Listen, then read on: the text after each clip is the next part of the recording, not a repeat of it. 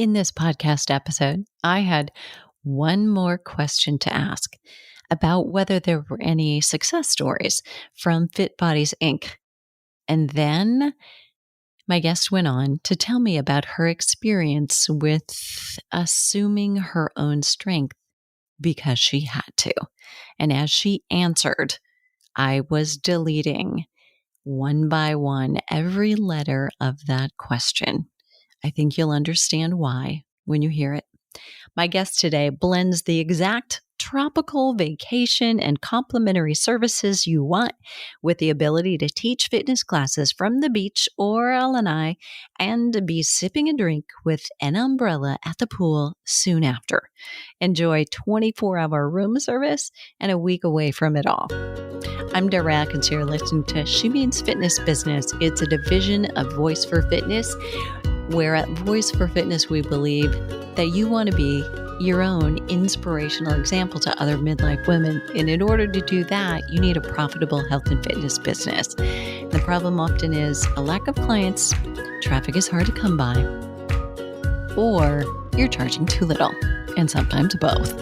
And I know how that feels. Look, I gutted my life and started over at 49, and I had to put my habits, my methods, my systems to the test, because what I've been preaching and teaching and coaching trainers and fitness professionals to do for 20 years, I had to prove worked from zero. But if I can go from 0 to 6-figure months, so can you. And here's what I want you to do. I work with people 3 ways, 3 steps. 1, we get you more clients. Number 2, we make sure that you're charging enough money so that you have profit from those clients. And number 3, we retain your time. Nobody wants to be backed into a corner working morning to night and not having time to enjoy the revenue that they are creating. But look, before you book a call to see if we're a good fit as a coach, what I want you to do is to grab the Health and Fitness Professionals Business Scorecard. You can look at this and within a glance, 2 minutes, you will know these are the holes that I have, because I put a checklist together of all the things that you actually need in order to attract clients, to bring them into your world, have them get to know and like and trust you, not in the old-fashioned ways, but in the 2023 and beyond ways, so that you end up working with people that you love and not anybody else. And that they decide, yes, I'm ready to start, but they don't want any professional. They want you. All right. Before you do that, I'll put that in the show notes. We have to jump in here. My guest today is Suzelle Snowden. You may have heard of her. She's the founder of FitBodies Inc., the creator of the largest teaching vacation organization in the world. FitBodies Inc. blends the vacation aspirations of exercise professionals with the wellness needs of a luxury resort. And let me just tell you something. That line, that single line that says exactly what she does, how clear is it to you what she does? I'm going to stop you right here, because this is a meta lesson. If you can explain what you do in one succinct sentence like that, so that your ideal customer, which by the way, people, is you. You're her ideal customer, and the hotel she serves, right? That is gold. You want to be able to do that. My challenge to you, if you take action after, stay with me for right now, but after, is to write one sentence, write your one-liner that does this. I'm going to say it again. FitBodies Inc. blends the vacation aspirations of exercise professionals with the wellness needs of a luxury resort. Bingo. Suzelle's passion is to share fitness with others. With over 35 years in the fitness industry, Suzelle is ACE, certified personal trainer, group fitness instructor with numerous other certifications, including spinning, Yoga Alliance. She's a 200-hour registered yoga instructor, Core First, and Strong Nation. So we asked some really juicy questions, but not many of them. This is just the behind the scenes for you fitness professionals. For the rest of the juicy information, I interviewed Suzelle yesterday on the Flipping 50 podcast. I'm going to link to that in our show notes today. And that, quite honestly, is a rare moment when I share a lot that is just for you, even on that podcast. And the reason is this. She has 35 years in the fitness industry, peeps. She's one of us. She is flipping 50. And I think it's a great takeaway that she is still here. She is still passionate about it. That does not mean she probably didn't work hard and there weren't a lot of meetings with lawyers and accountants that had nothing to do with doing STEP, which is really what she loves and the reason she got into this in the first place. There will be those times you have to do the hard things and the things you don't like in order to get to more and more and more of the thing you really do love and the passion that you really, really have. So keep that in mind. When things are tough, you've still got this. All right, let's dive in. Suzelle, Snowden, thanks for joining me over here. You didn't know we were going to do a back-to-back class today, but we are. Thank you. That's okay. Thank you for having me, Deborah. So we answered so many questions that are relevant to fitness professionals and health coaches. So everyone, we're going to send you over to the Flipping 50 podcast to listen to that one as well, because really it is much more about you. It's not even meta about you. It's literally about you and how you can benefit, how you can participate. But I wanted to ask a couple of questions over here that are just for pros only. And one of those is, do you collaborate with pros who have an idea like a retreat, a niche, or something they would like to go and offer as a retreat in paradise option? And how does that work? I absolutely do, Deborah. That's a great question. And we love talking about this. It's interesting how after the pandemic, we've got so many more people wanting to do retreats and groups. So back, I can't even remember. I guess I should probably look back on how long ago, probably 15 years ago, maybe longer. I realized that I needed to create a travel agency because we were getting our members to traveling, but they were bringing friends and family along. They wanted to stay 2 or 3 extra days.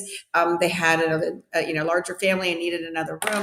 And so we were shopping it out and realized, why would we not just do this ourselves? And one of my staff members worked as a travel agent. So anyway, we created FitBodies Travel Agency, and now I've hired somebody full time. She's actually one of our traveling pros, has been to many of our locations. She's been on board for 6 years, and she runs the whole thing. So not only has she traveled to many of our locations, but she also runs her own retreats. So after the pandemic, it was crazy how people got more and more into doing that, bringing people along, whether it's their classroom, their group of people that they didn't get to be in front of for all those couple years, or whether it's just deciding that they want to do more than just taking their own trip. They want to share it with others, and they want to create their own retreats. So many more. We did a webinar, and it was probably 5 or 6 months ago, because we do regular webinars. After that webinar, and it was discussion about this very question you're asking, we had 18 new retreats and groups within 2 weeks in our travel agency, just from our members who wanted to bring along people. So Kelly in my travel agency, she's really good at not only booking you one night or an extra room or whatever it is, she's also amazing at helping to create retreats with you. So you take whatever it is. It doesn't have to even be fitness. It can be if you like wine, why not? We could go on a wine experience. I mean, I'm a wine collector, that's why that came up. But you know what I mean? Or a running group. It doesn't have to be just like your Zumba class or your yoga retreat. But we do that too. So we also have, this business was built on as I said before, on passion, but also I'm a business owner. I'm a business person. I didn't realize that. I guess I fit into that term now, but I do this through personal relationship too. So when you say, oh, I want to work with a food and beverage director, I probably know them in all those hotels. And if I don't, I'll get to know them because I'm kind of a foodie. So wherever I go, I usually meet the chef. I meet the food and beverage guys because, I like to know about this thing. So like if there's something that we need to add to these retreats, we can do it a lot easier than you doing it yourself or you going into another organization trying to build a retreat. I feel like a personal relationship is easier. So we'll take whatever it is that you want. We'll be the leader of it and help you do it. You can make whatever you want to make out of it or not make anything out of it. Just get a group rate and let everybody, enjoy a lower rate on the rooms maybe, and spend time with you, or whatever it is that you want to do. We also we did another webinar on retreats, and we are creating a continuing education course that may turn into a certification on retreats. So that's a great question. And we definitely can accommodate anything. I just was at the CamFit Pro conference. I don't know if any listeners out there have been there. And I met Barbara Klein, and she's the founder of the Flexi Bar. And it's such a cool piece of equipment. I don't know if you guys have used it. You put your hand in the center and like move, and it kind of like moves. It's like a fishing rod. It's amazing. And she's an amazing person. And she came to me saying she wants to do one. So this is what I'm saying. Anybody with anything, or just bring your classroom along, and we can 100% accommodate that in any way you want. Wow. Very cool. Yeah. What advice do you have? This is really broad, but what advice do you have to trainers or health coaches, specifically females? So guys, if you're here, I'm discriminating a little bit right now, but I love to empower female fitness entrepreneurs and really help them become more business minded and profitable. I think, I think we love our counterparts, same sex, different sex, but I think it's also just really nice to say, I can take care of my own damn self, and to empower them that way and say, I want you anyway, right? I want you too. But what if they've got a business idea and they're afraid to get started or to take a risk? What would you say? Yeah, it's very typical. I think, I think about this a lot because I was married a long, long time. I married the quarterback, the high school quarterback. Yeah. No, wait, I was you the cheerleader? I was a majorette. I was a twirler, and I married the high school quarterback. Yeah, not in high school. We waited a couple of years, but we were in college. Okay, and he was really he was my person. So he was I dated a couple people, but anyway, I was with this guy for a really long time. He was he was very successful in business too. Once we got out of college, and we had a good life. And then what I was doing with FitBodies in the beginning, as I mentioned before, was, it basically built on passion. It was, I considered it a hobby for a little while until all of a sudden it was a business. But what I realized is something happened. And it was a tragic thing, but he was attacked and beaten actually while we were on one of our trips. And oh my gosh. I had yes, and I hate to say it because it was nothing to do with the country, but we were out on a run, and it happened, and I had to make a lot of decisions. I had to do a lot of things, including getting my hair carried. It was a head injury, and so it was 2 days after we bought a big house. we just signed a mortgage, like a lot of things like that.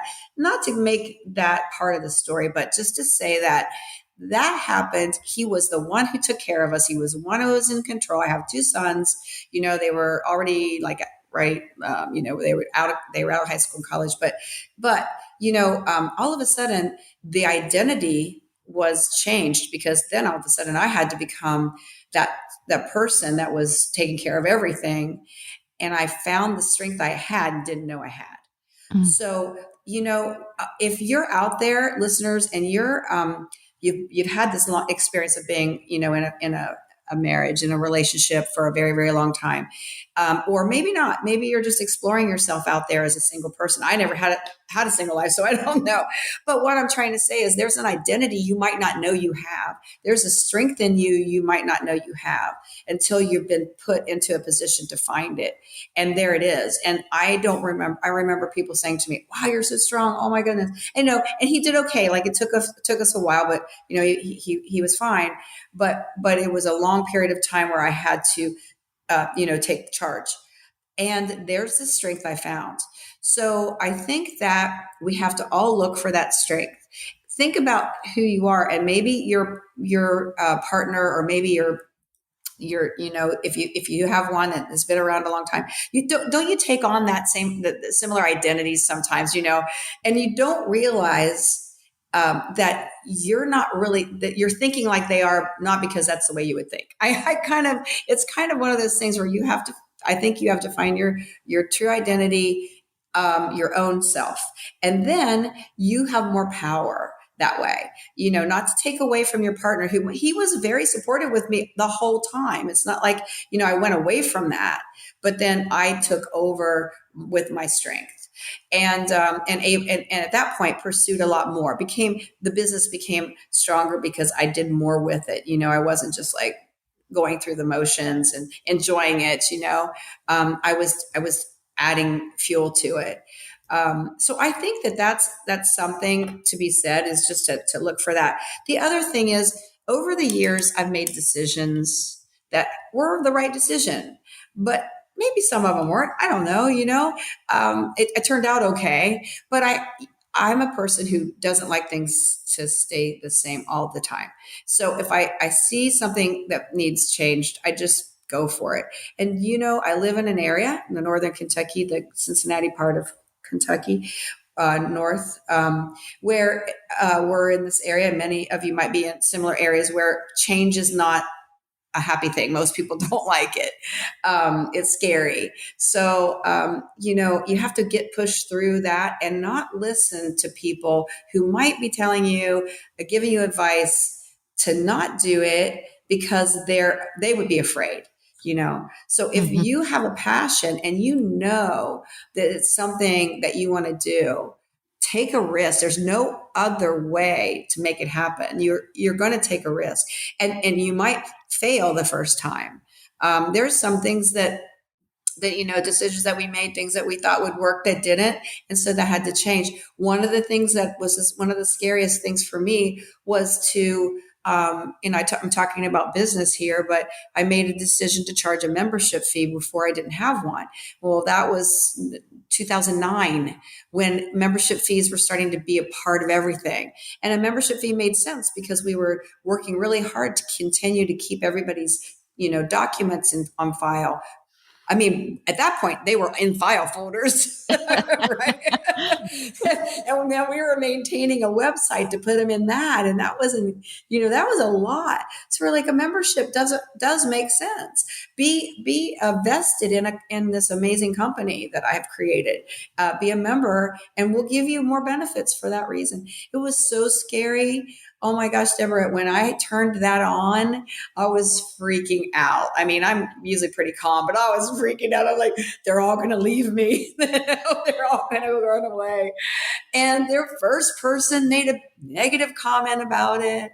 And I was just like, oh no, I knew this was going to happen. But I believed in it. And everybody else said to me, don't do it. Don't do it. And I believed in it. And now look, there's nobody does anything without a membership. It's true. But it was a scary thing. And I wasn't trying to make money. I never looked at this business as making money. Maybe that's one of the things that people might put on their list of things. They don't want to lose money, obviously. You don't want to put tons of effort into it and not have anything come out of it. But that was never my goal. It still isn't. But, and when I do make money, I pay a lot of bills with it. So not much left, but it's, I'm taking care of business. But honestly, there were scary moments like that, to big decisions that I've made. And I felt like I made them alone, with not a lot of support. Don't be afraid of that. Don't be afraid that if everybody jumps on and says, if the majority of the people don't agree with it, unless there's a scientific or a research reason, and maybe still don't listen, right? If you have it in your heart and in your soul and you've got the passion for it, it's take what your dream is and do it. And now is the perfect time. I believe now is the perfect time. So that's my advice there. I mean, just from my past experience, that, you can't let people distract you. Go for it. Love that. And I have to admit, so I had one more question I was going to ask you. And Yeah. And I slowly deleted every single letter in it while I was listening to you tell the story about your husband and that Yeah. tragic, Yeah. run, because I No. was going to ask you, have there been some success stories come out? And I'm like, no, she's I telling me of the biggest one the right biggest. now.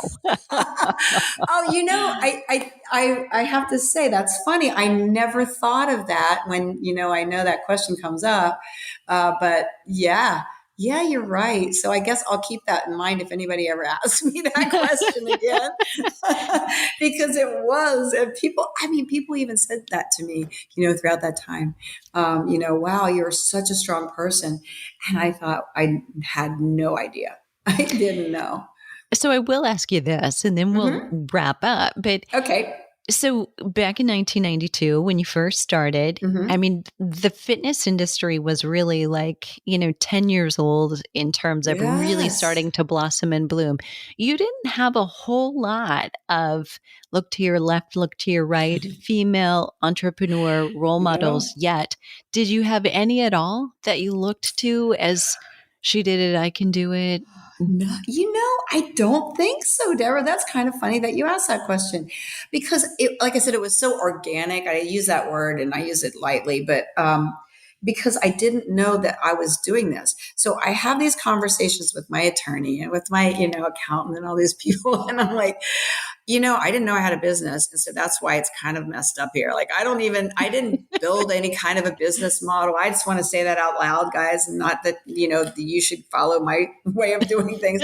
But there was no business. I have a business model, but I didn't build it. It built itself. I tell people this all the time.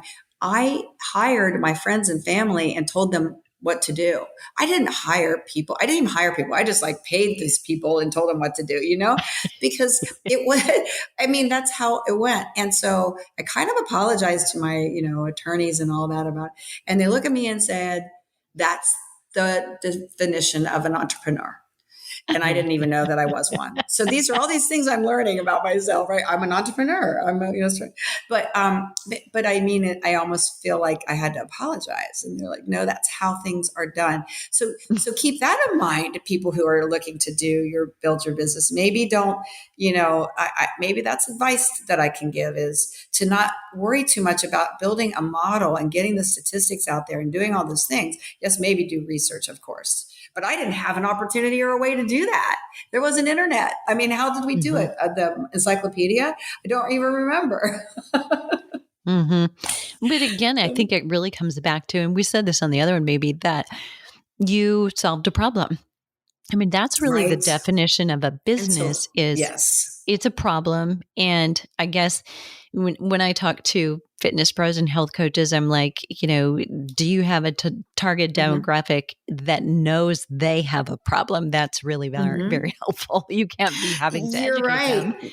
and they're Yeah. actively seeking a solution. And maybe, at first you didn't, you saw the problem. Like you didn't want to be in that class and you cringed Right. because everybody Right. else. But Yeah. then once you showed, then all Mm-hmm. that phone started ringing. They got Yeah. it. They're like, They okay, did. we got that. We want to have Yeah. that. Yeah. Oh, I know. And I'll tell you now, I just want to do so much for everybody. I mean, I still stay, I'm part of the industry. I still keep active in teaching and all those things, but there's so many cool things out there. And I want these hotels to experience it. And they're going and buying all the wrong kind of mats, and they're building a fitness center that doesn't really work. And I'm like, why don't you ask me? I brought the first spin bikes to Jamaica because I love spinning. And I brought the first, I think 6 or 7. I designed 6 or 7 of the gyms that are still there today with still the same equipment, because there wasn't anybody that knew how to do it, and I loved it. And I would love for every one of my hotel partners to allow me to at least, give them the ideas that they need, consult. I don't have to actually build it, but I can at least tell them what they need, in every way, what products and what new things are out there. I did do that with the Breathless brand. I co-branded Breathless brand with Strong 30, so Strong Nation, the 30-minute version, because it's so much fit, that whole thing, it still does. And so that was exciting for me. I would love to do more of that with these hotels if they will allow me. So I have to just, give, many of them are, but I just love that I can not only bring these wonderful visiting instructors to them and their guests, but I can also do more and show them what's new out there and what's special out there and what would excite their guests. And so I hope that I can do more and more of that as well, is what I'm doing. So wonderful to have you here too. And listeners, we're going to send you over to the Flipping 50 podcast. You should listen to that one as well. There's just so much there, gold for you. Suzelle, before I let you go, will you tell these fitness pros and health coaches, where is it the best place to find you and learn more about how to participate or go on vacation? Yes, go on vacation and do what you love and inspire others. You go to FitBodiesInc.com. You'll be able to look around. It'll take you to the Fitness Pro Travel website, but that's confusing. So I just say FitBodiesInc.com. It'll take you there. You can register and create an account there, or you can just look around first and see there's a, free, it's free to sign up. And that you'll find us there. I also totally recommend that you check out our Teach on the Beach instructor page on Facebook. It's a group that we created, FitBodies Inc. Teach on the Beach, and you'll be able to see what our teachers are doing now. You can even ask questions. Join it, ask questions. You see them in all their glory, having amazing times and inspiring other people. I like to send people there. We're really excited that we also have created some continuing education credit education just for going on a teaching vacation. You learn so much about yourself and become so much better that you can earn CECs for your certifications for free. So you get a vacation and continuing education credits just by being a part of FitBodies. So it's a pleasure that I can reach so many people. And questions out there, there's a contact us. You'll find us. It's easy. I've got an amazing, we call them customer satisfaction team that are there for you. They'll take your calls, they'll take your emails, and they'll answer anything you need. So awesome. Thank you so very much for being here. Okay, listeners, you know where to go. Show notes will be at fitnessmarketingmastery.com/teaching vacation. What are you waiting for? I'll see you at the beach.